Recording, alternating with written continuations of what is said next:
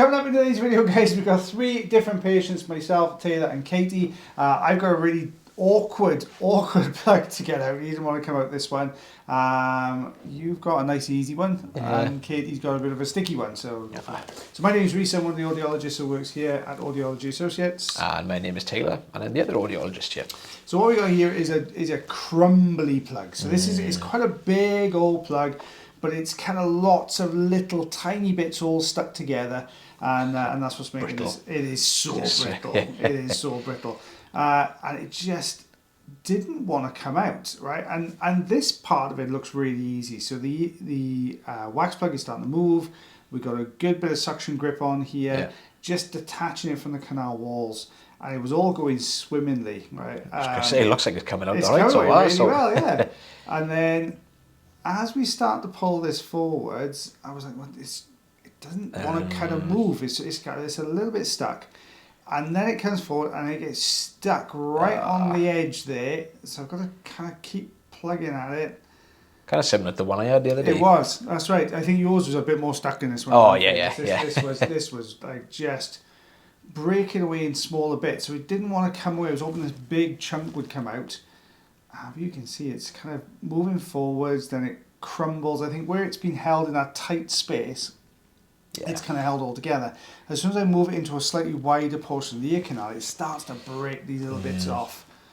It can be a good thing sometimes when it breaks it away if it's completely full. Yes. Like you get a little bit of extra space if you do manage to break some little parts away. Just you can get into a couple of nooks and crannies. So we got it forwards, and then it sticks again, so it won't come through the gap. It's comfortable. It is happy in there. It doesn't want to come out. I don't blame it. It's warm. It's happy in there. Just tell the patient, I'm sorry, it's comfortable in there. He's just going to have to stay in there. I can't do that. I can't do it to it. He's just going to stay in there. So you can see the same thing here. As soon as I get to the outer bit of the ear canal, it just starts breaking chunks off. And we go back in, and we kind of get another chunk, and we keep going. So it's almost there now. I think, that's a long piece. Yeah, I think that's probably the biggest piece of the lot, I think. Yeah. And there you go. There's it. But you can see it was staining down on the eardrum, so we're going all the way down. Just over half an inch. Yeah, 2 centimetres roughly on there. This is my patient, as we've named it, just a nice easy removal. Patient had been experiencing some vertigo, like feeling like the room is kind of spinning a little bit. Patient popped down to, I think, was a nurse, because the GPs wasn't available. So a nurse looked in there and basically said, your ears are full of wax. But I've taken a look and I basically said, look, they're not completely blocked. I can't imagine it's the wax causing the problems. But, we've cleared them out anyway. This one, if anything, had more in there. A bit more skin in that one as well, isn't it? Yeah, the patient's used oil only in the one that we just removed. So there's no oil at all being used in this one because apparently this one was the better of the two.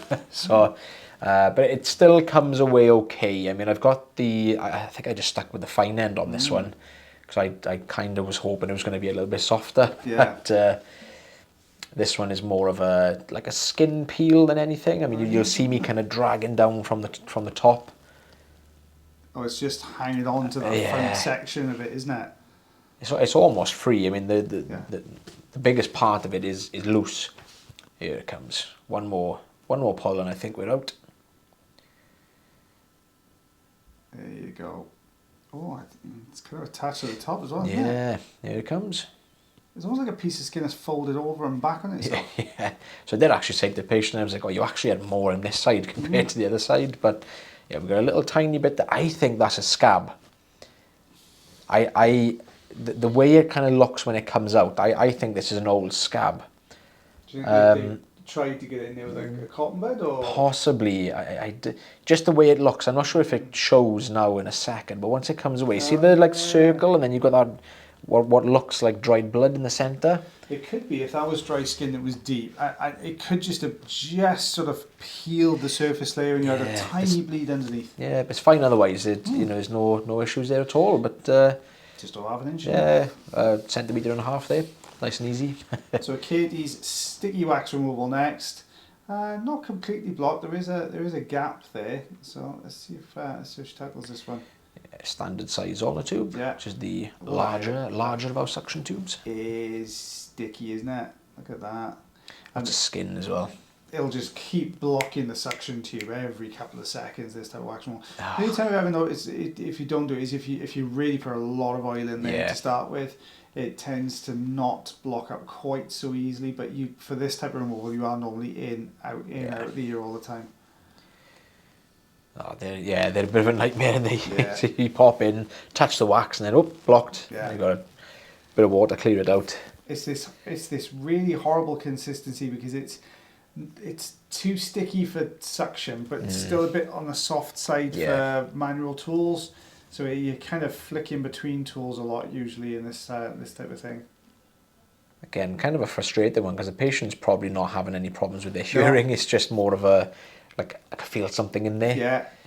Or it's another one where they go, I'm fine throughout the day, but when I go to bed at night, when I wake up in the morning, I'm feeling blocked, and that's just because that sticky wax sticks to all the canal walls. Yeah. Forms a really good blockage. Doesn't actually look like the widest of ear canals either. No. Getting there. Yeah. Oh, just like spreading it down. It's like butter. It is like spreading butter, I was going to say. Not always easy with a manual tool because you've kind of almost got to press right into it and almost take it across the skin of the canal, which can be quite uncomfortable if you push too deep and physically scrape along it. Oh, a little bit suction tube. Yeah. Oh, we're going back in the manual. That's moving nicer than what I thought it was going to. I thought we were going to have to do a peel on that side. Oh, fair play. That's come out. It's come out a lot better than it first appeared, isn't it?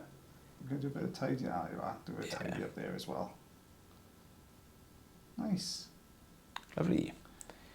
So, same on the other side, really. Yeah, half blocked. Nice gap though to get the. Like I would probably go back in with the Jobson Hall. I'd probably go back in with the right curetta in this case, but if you know it worked well on the other side, you tend to stick to the same tool on the other ear because most of the time wax will be very similar kind of consistencies in both sides. Not always the case, but usually the case. Yeah, and like fair play, Katie's doing a fab job at curettage because I know when she first. Well, I mean, when you first start, you're always nervous about using everything, but. I mean, I think curettage was probably your least favourite type of wax removal or type of removal. It is one of those things that kind of, it's just practice, isn't it? Because you spend a lot of time with suction tubes and stuff like that because curettage is a little bit more of a, what's the best way? It's a little bit more of a kind of an acquired skill, isn't it? Yeah. Oh, where did that come from? I think he was still on it. Oh, he was still on there, was it? So. I was going to say, where did that come from?